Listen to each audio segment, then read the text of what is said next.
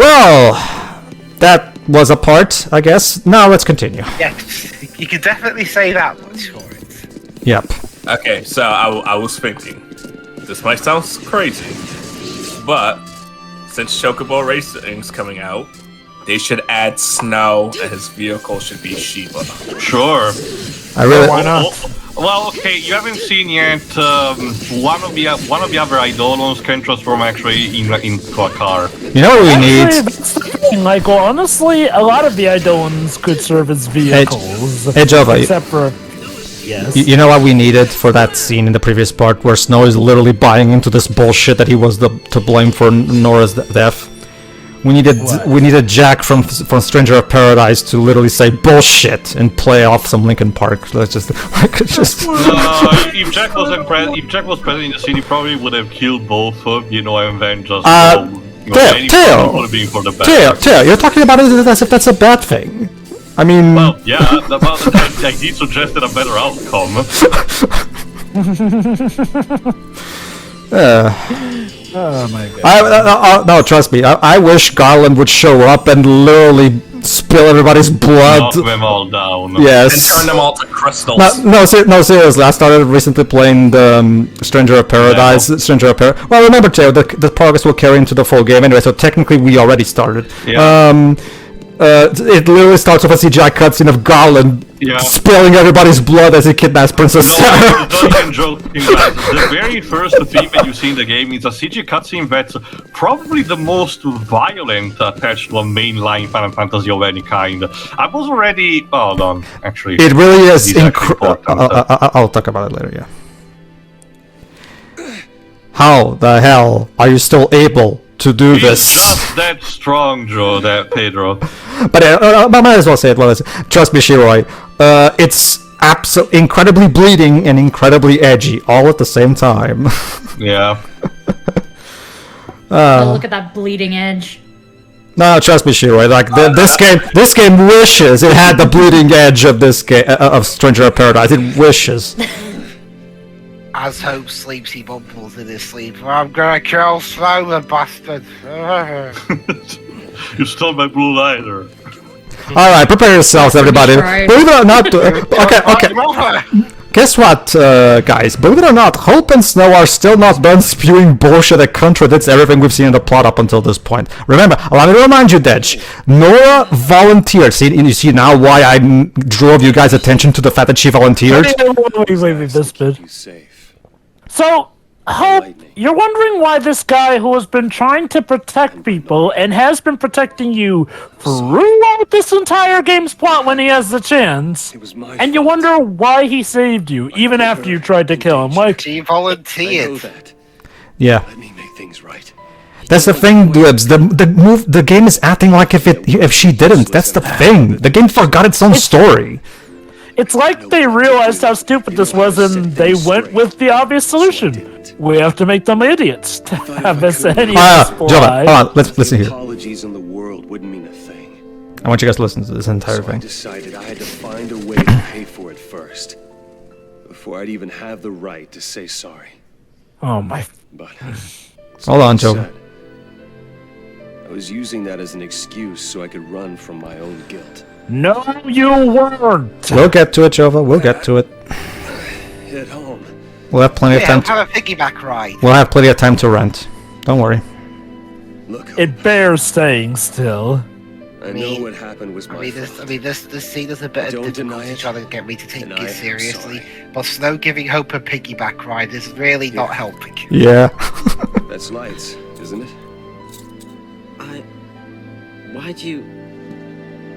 That knife was a present from Sarah. It's all connected. And now you die, little man! I should be the one to carry it. I'll find a way to make things better. Just give me time. If nothing I do is good enough, then I'll take any punishment I want to dish out. Yes! Big Bad Snow's totally gonna let this little whelp kill him. That's just so funny to think of. Here you go, Joe. Here we go. Listen here. It won't bring her back. Gee, you think? Oh. So you're pretty much letting him stay with the blame. Hold on, Jova. You're gonna like this. Hold on. I knew it, but I've seen Hold on, this Jova. before, but yeah. I had to. You can't keep blaming me and everybody for everything wrong in your life.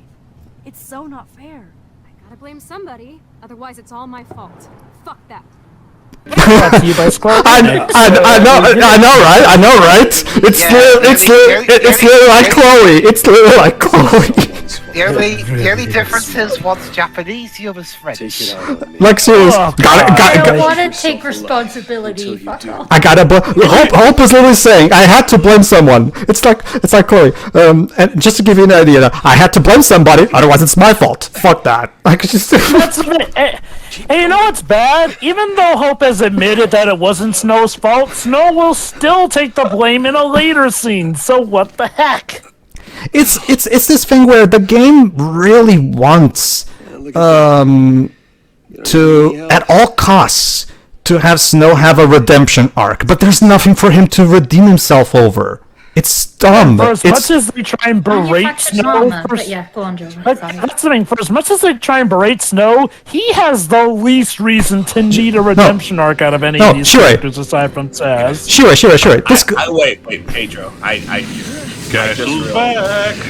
Yes, Dedge. Maybe, just maybe, this plot isn't well written. Nah, you think? That's one of the recurring gags of our playthrough the first time we went It's through what this Pedro game. mentions one of the early parts. It was probably a thing where each scenario was constructed differently, but each writer like Watanabe did not knew detail about the other. Well, and maybe in this case, the one who wrote this entire sequence was about so it was actually Snow's fault, and Nora did not volunteer and everything. Well, remember, we have. Hold on, Sherry. That's the thing, too. Yeah, we have no specific proof, but yeah, you have to wonder too. Brando's theory is probably correct.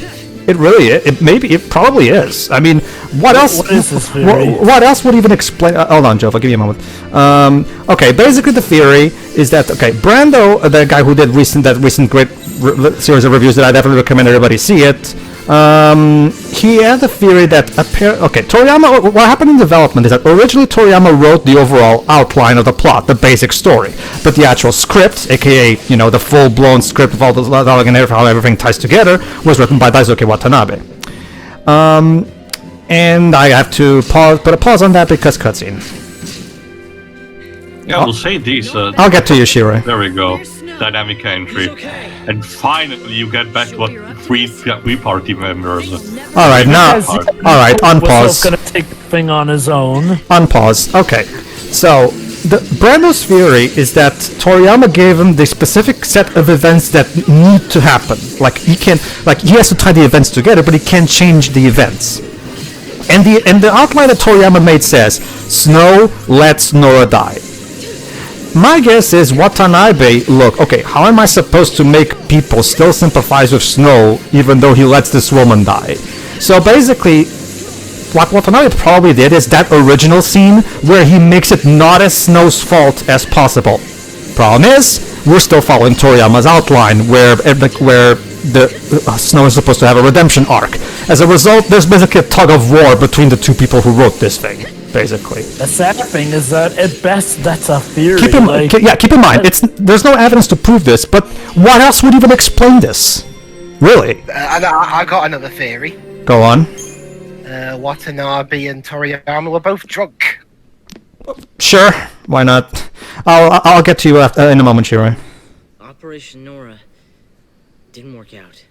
No, you think? Also, I love how it looked like Lightning was about to kiss Snow with how they posed the Lightning, you don't get to act this way. This is all your fault. The reason the reason this entire thing happened was all your fault because you fed into this kid's anger. Not only that, but when you think about it, Hope gets more development hanging out with Snow than the entirety of the time that he hangs out with Lightning. Yeah, that's true. That's... It's contrived development that is not earned, but yeah. You do not get to quote Batman Beyond like that.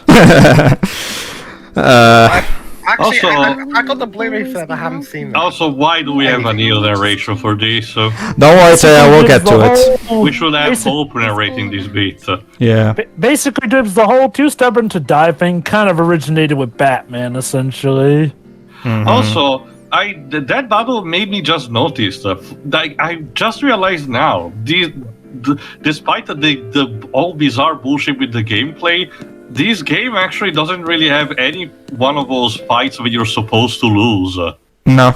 Well, there's kind of the Hope one, but it's okay. It's technically not having you lose, but you're not supposed to win until Fang and Lightning show up, essentially. I haven't actually tried losing on purpose in that fight, but I'm guessing probably what happened. See the relationship between Hope and that dad, who definitely doesn't care about him, according to what the story is told us. Yeah. Now we get to now we get to see why. Remember, Hope has been saying throughout this entire game that his relationship with his father is very rocky. He never listens to what he has to say. Blah blah blah. So let's see how that reflects now that we actually get to see it. Nora. We can't animate tears. I'm sorry. To be fair, not everybody grieves by crying tears. Well, he's clearly crying, so... I would rather have this than, a potential graphical fuck-up like with the ones that happened in Lightning Returns. Oh god, those are terrible. Yeah. There are people actually who don't usually shed tears, even when they were at their lowest points, to be fair, so I can make an argument. No. That's the thing, the guy is literally doing the motion for crying, like, oh, that's missing all the tears. And here we go! This is your home. Okay.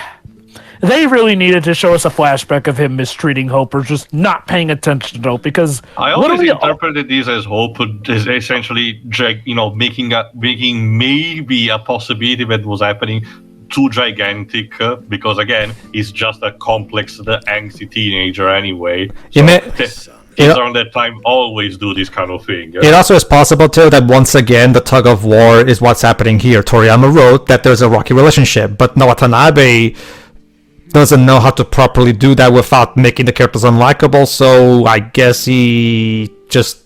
Ironically enough, Pedro, if that's the alternative, then that means a lot of the stupid stuff with the story is less to blame on Toriyama and more on Watanabe. That in original commentary. Well, here's the thing, Jova. Yes, Watanabe wrote that stuff badly, but the one actually in charge of the development was Toriyama and Kitase. They just stood by and let him do it. So it's not like they were the ones in charge. They should have, if Watanabe wasn't doing things properly, then they should have intervened. Also, this is the one point in the game, at least, there's actually one later on, but we'll say one of the two, where you're roaming around again in a free area, and you can actually analyze a couple of objects with a description. Again, it's a nice change of pace, but you kind of wish the game had more stuff like this. The two small figures visible in this photo seem to be Hope and his mother. Hope's father must have been blah, blah, blah. So yeah, that's just basically the one and only time the game tries to do some kind of world building, basically. There is, like you said, a later one, but it's minor compared to this. Okay, never mind. I'm lying. There's Werba later on, and never mind.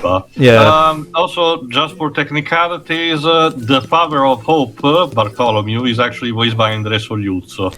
This appears to be an S-Time family portrait. A content smile graces the face of Hope's father, but Hope himself seems to be in a sullen mood. Well, of course he's always in a sullen mood. That's the other hint of what my interpretation of that is. It was just Hope that said, "Oh, my father doesn't care about me, always mistreating badly," when Bartholomew just tries to be a good parent but can't for one reason or another. The problem, as it was said by Pedro and Jova, is that we don't know enough about this family mechanic.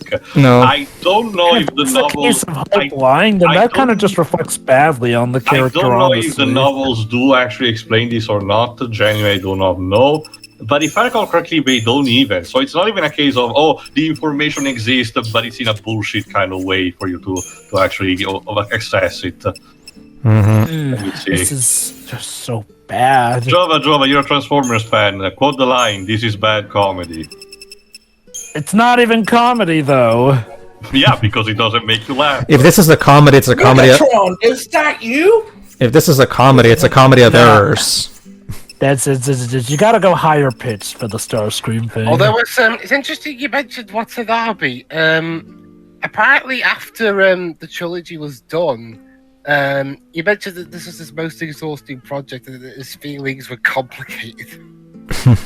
He loves both his wife and son, but is clumsy and expressing it. Things are made even more difficult by Hope's rebellious age. So yeah, apparently it's just that his father is a good person. It's just that Hope is so filled with angsty rage that he just lashes out on him. Maybe, I don't know. Would it surprise you if I mentioned that actually makes it worse then? Because we've had all this big drama and whatnot over this stuff, and then you're telling us that we were misled because Hope's too angsty to get it. Hope, look, this is not Strangers of Paradise where you can get away with the edge, okay? Hope reveals that he has always... Still, that wasn't intentional. Yeah, but he had no choice but to cling to that goal. He didn't survive this long to see revenge. He saw revenge as well. It is his hatred of Snow that has sustained him through countless battles. In a strange way, the man who made a promise to his mother has been protecting him all along. When he's literally out with lightning. So there you go. Basically, the game is trying to convey that in their mind, this quest for revenge built character, basically. Yawn. Yeah. Lightning said that the operation was over. Lady Layton did this better. Let's explore the house and see what else we can find. Now, Pedro, remember what I told you. Not everyone can be as talented as level 5. Well, I never. That has nothing to do with. Oh no, because late. Well, I mean, it was the first example I could think of. The military has now launched an all-out campaign to eliminate them. In the event you must leave your home, please follow the instructions broadcast. Keep thinking she has a keyblade. Must be the kid's favorite. Yeah, the design is. Now, if anything, the hold on, guys. And now here's the big scene. There you go, Jova. This is the scene you've been waiting for? Question mark. Where lightning finally. I've already seen that first time. Well, yeah. Okay, sure, true. Okay, but this is the scene for everybody else where lightning finally owns up to all her bullshit. That's the thing. Ironically, this scene kind of gets done twice. Once here. And then there's another scene at a later point where lightning apparently really makes nice with Snow. Like, I guess this time didn't count. You know what scene I'm talking about, right, Pedro? Well, that scene is more so motivation speech. This is a natural, proper apology. No, that's a thing, Joe. But in fact, in this one, he doesn't bring up the whole Sarah Crystal, while in the other, he does. Okay. Tia might have a better idea of which scene I'm talking about. Well, whatever, we'll get to it. I can't really say because spoilers. It's one of the CG cutscenes on pause, easily. Yes. It hurt too much. There you go. This is why she was like this. It hurt too much. Fuck off. You absolute dick. Look, Snow.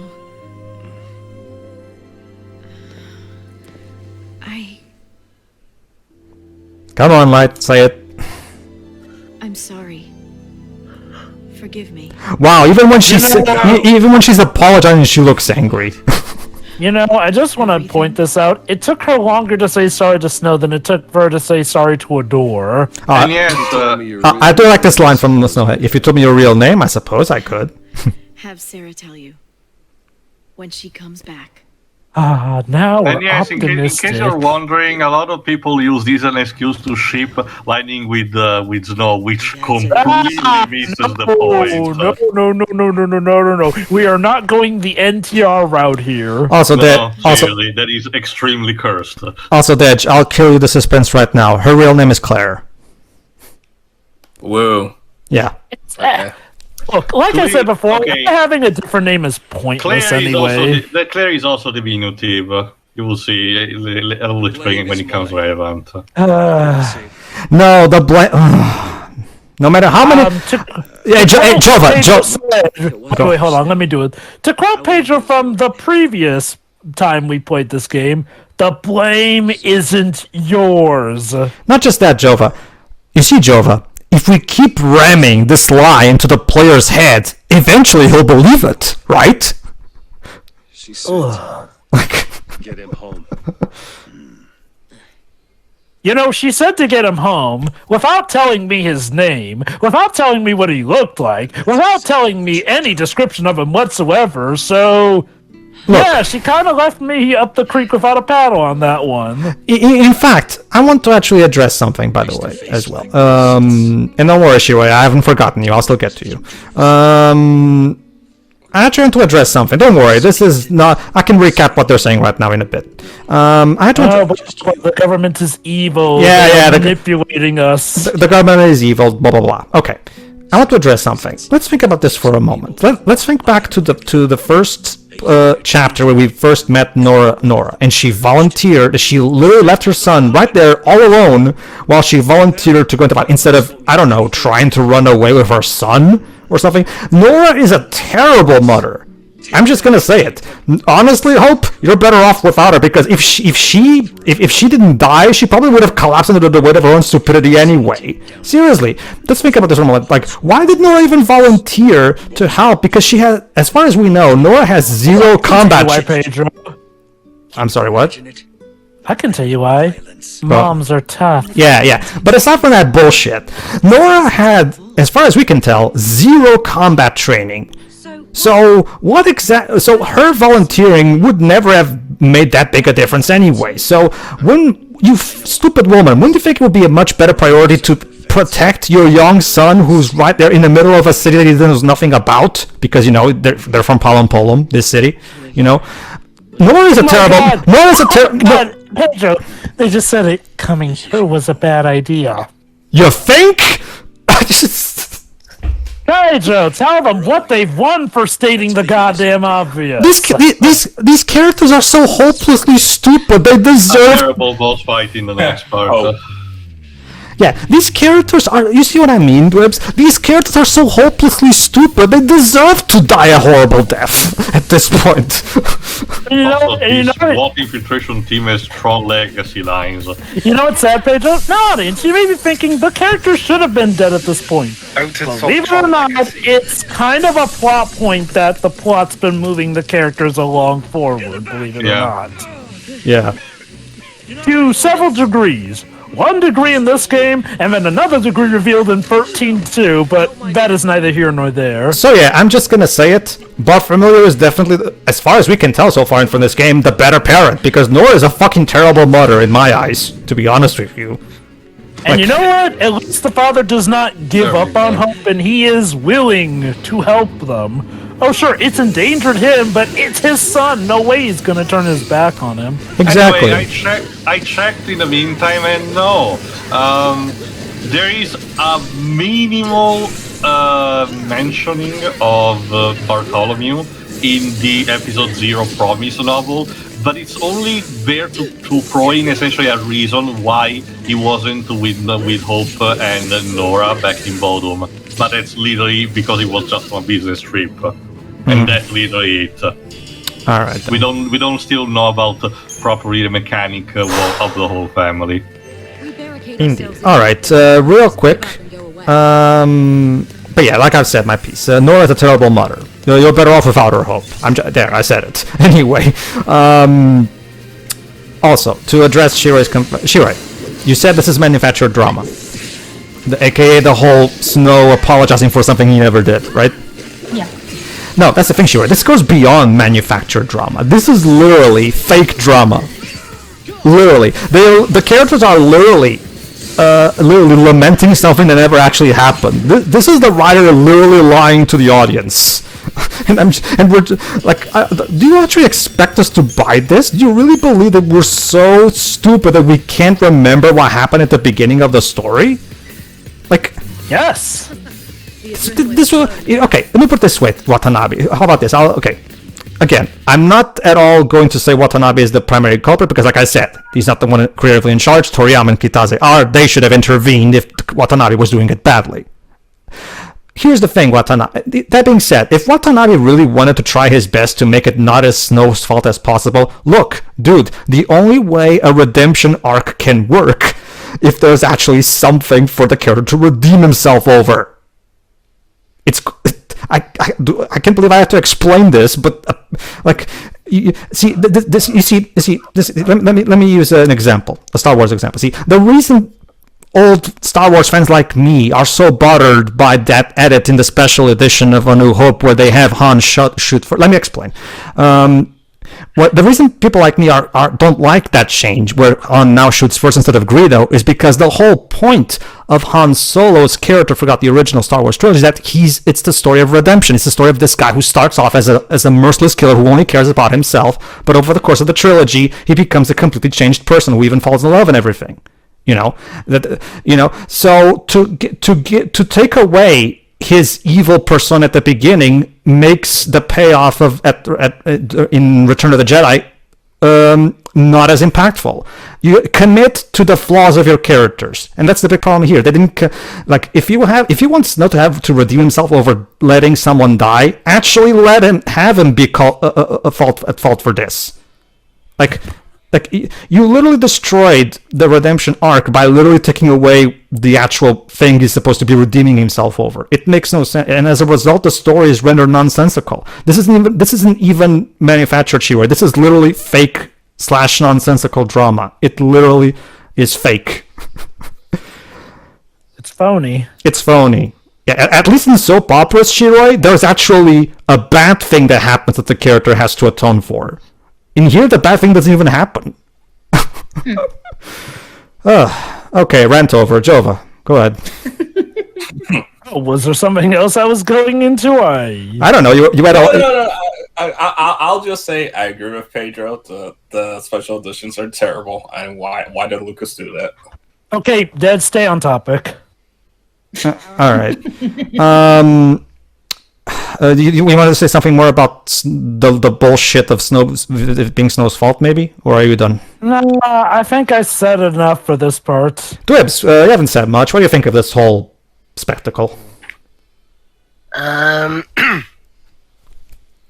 I mean, again, at the time of this recording, we're doing both this and Xenogears. Yes. In the same recording sessions, and to be honest, they both kind of share similar faults. Both have stories that are way above the writer's station, and was kind of screwed over by internal struggles of development. Mm-hmm. The main difference is Xenogears.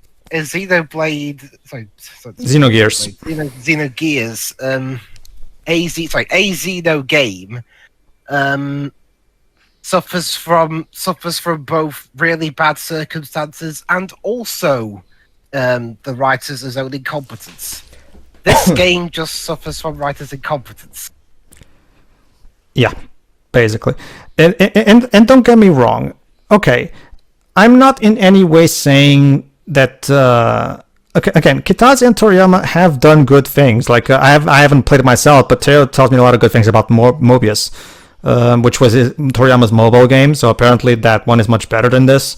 Like I said, other games of Toriyama's I've seen are better than this. Final Fantasy XII, Revenant Wings. Yeah, that is definitely more legit. I don't feel like Toriyama is inherently a bad or scummy dude, despite how he tends to present his stories and whatnot, but it's one of those things, Jova, where there are he has talent, but damn, his flaws, when he is flawed, he is incredibly flawed. Yeah, without a doubt. Because let's not forget the fact that even to this day, he still proclaims about how, my favorite Final Fantasy to this day is still 13 because lightning is in it. I'm not kidding, that's what he said. He was interviewed years later, Dej, about what's your favorite Final Fantasy game, and he said 13. Why? Because lightning's in it. I'm not kidding. That's his reason. I remember seeing it's been a while, but continue. No, I'm basically done. Go ahead and say your piece before we finish this. I remember seeing a parody account of Nomura basically clowning on that. Look. It's been Wow, when the more is clouding on you, you know you've done. Here's the thing. First, I'll just say this: for as flawed as Nomura's stories are in the Kingdom Hearts series, there have a lot more substance, and by substance I mean not like in terms of being thought provoking or anything like that. I mean like in terms of actual character character development and stuff like that, because at the very least there's an actual good, for all its flaws, there's a good foundation and an actual point trying to be made. Whether it succeeds or not, of course, that's a whole nother story altogether. This plot, on the other hand, like Jova said in our Weathering with You commentary, this plot has basically been on a what was it? He said a mad dash in a panic. What was it said, Jova? A mad dash in a panic that you said about Weathering with You. Weathering with You. You said that the plot started like the plot forgot where it was going and was in a mad dash panic or something. I forgot what you said, but whatever. Yeah, essentially. The point is, this plot doesn't even. I have no idea where this plot is even. I don't think even the writers know where the fuck they're going with this anymore. But anyway, everybody, to the next time where finally we will have a long drawn out boss battle, but that's okay because I'm going to take advantage of it to explain finally satiate Jova's curious about the development of this game. Everyone's curiosity at this point, without much you said. This is explained in that big diatribe you've got planned for. So tune in next time for the development of Final Fantasy XIII. Yeah. See ya. Yeah. See ya.